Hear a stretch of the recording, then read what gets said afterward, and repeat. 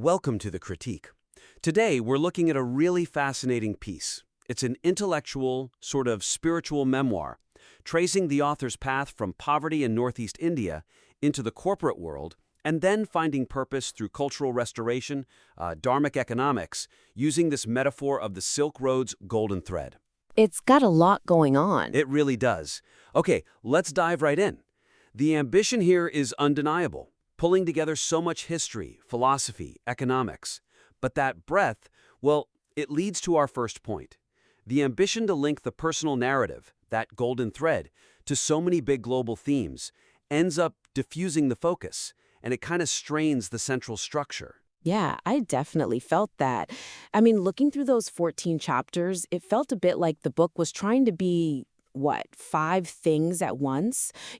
Part memoir, part policy analysis on the NEP, part Dharmic economics primer, part philosophy text, part health guide even. Right. And the weakness there is that by trying to cover all that ground, the education policy, the economics, Chinese philosophy, Ayurveda, the personal obesity struggle, it risks breaking up that core idea of the seeker's anatomy. The reader might get to the end and be a bit fuzzy on what the main takeaway, the primary mission really was. Exactly. That golden thread needs to lead somewhere specific. So our suggestion is really to streamline those big intellectual detours. Make sure they clearly serve that primary theme, which seems to be about restoration through Dharmic economy and the India-China cultural link. Okay. Other topics, even if they're interesting in themselves, probably need to be, radically condensed or at least filtered very tightly through that main silk and education mission. So how would that look practically?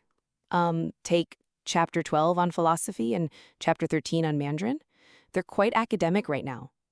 Instead of 2 separate chapters, maybe consolidate them. You could create one integrated section, maybe call it something like Building the Bridge, Wisdom from the East.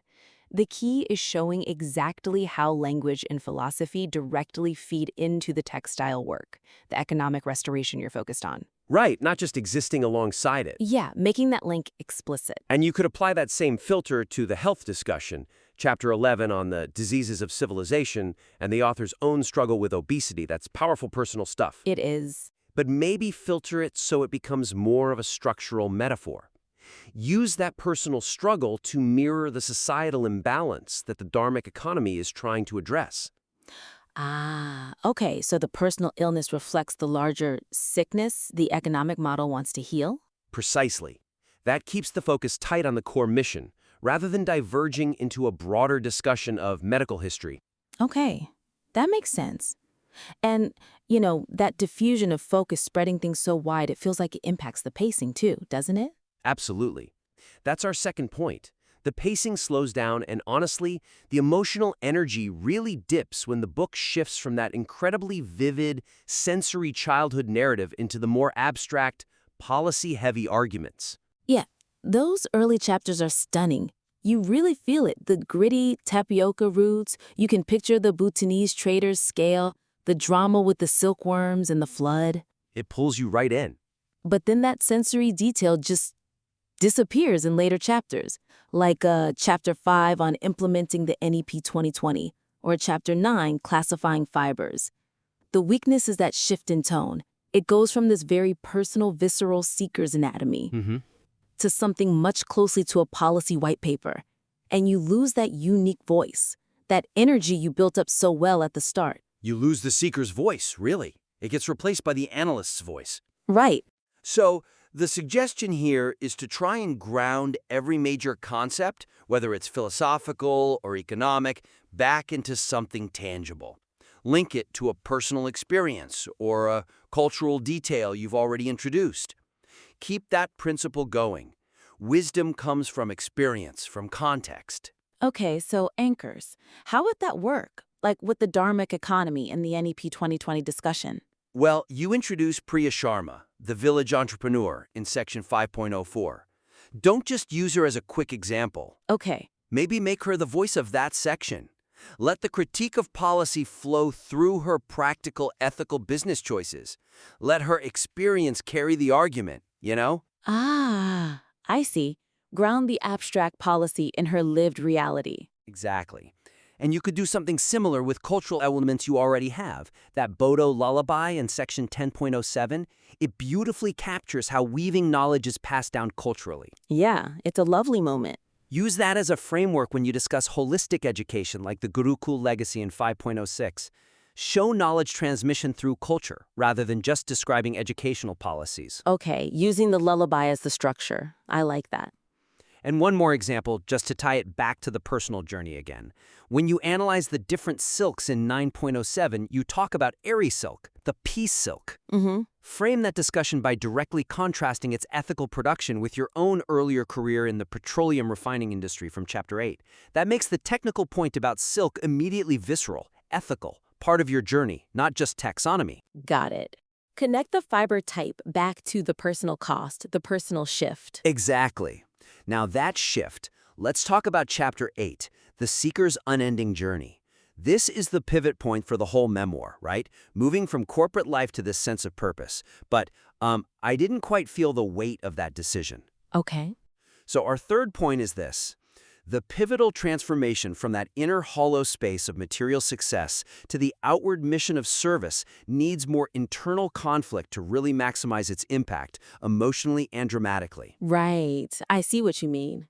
Because the setup is strong. You detail all those corporate perks, the good salary, the free luxury housing, the full dignity, as you put it, and then the realization of that hollow space. Yes. But then, accepting the sericulture training in China, it's described almost passively, like destiny intervened or it was an unexpected way. Yeah, it feels a bit like a convenient plot device rather than a hard-won choice. The weakness is that the shift feels, well, easy, almost too neat. We need to feel what the seeker actually gave up. Where's the struggle in walking away from all that security? Okay, so the suggestion is to build up the psychological scaffolding around that decision. Show the author actively questioning, maybe even rejecting, the corporate life before the China opportunity appears. Make it clear that seeking service was this necessary, difficult pull away from comfort, not just jumping at the first interesting offer that came along. Definitely. And maybe make that conflict more concrete. Could you add a specific scene, perhaps an internal monologue? Show the author contrasting a specific corporate perk, like the leave travel concession, or the comfort of the free luxury quarters, directly against the pull of the restoration work. Make the choice feel tangible, even painful.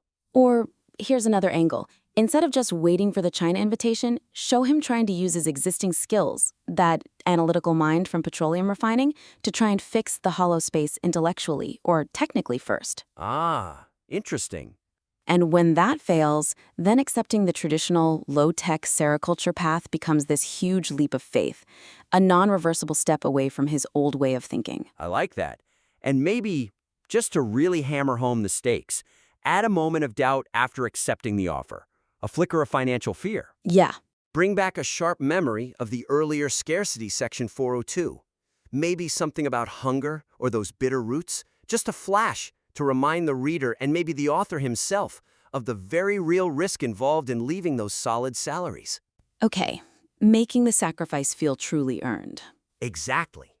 Look, this is a really strong manuscript. The personal story is compelling, the philosophy is deep. To just elevate it further, to let that golden thread really shine, we focused on these three main areas. Right. So first, consolidating that focus. Really integrating the philosophy, the language study, making sure everything clearly serves that central mission of Dharmic economy via silk and education. Sort of tightening the weave of the narrative. Good way to put it. Second, keeping that narrative energy high by grounding the abstract stuff, policy, fiber types, back into sensory details, personal experiences.